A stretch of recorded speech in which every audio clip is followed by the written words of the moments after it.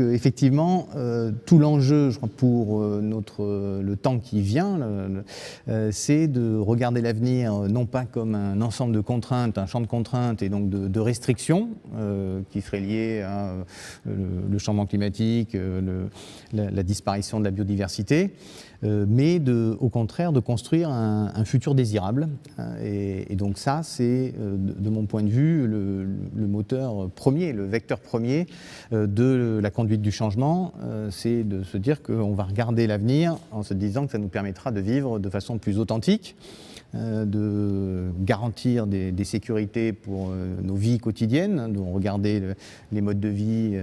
et vraiment cette proximité, cette solidarité du quotidien, et de piloter ensemble finalement les gros enjeux autour du climat, évidemment, adaptation, atténuation. Adaptation, nous, dans les Alpes, le dérèglement climatique va 2 fois plus vite qu'ailleurs. Donc évidemment, cet enjeu, on a déjà dépassé les 2 degrés, hein, donc cet enjeu est très fort. Adaptation, atténuation, et puis regarder derrière comment on gère les biens communs, donc l'eau, les matières premières,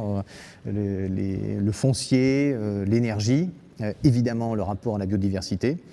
Et donc finalement, on regarde tout ça comme un champ d'opportunités pour construire, conjuguer des imaginaires, non pas les uniformiser, mais les conjuguer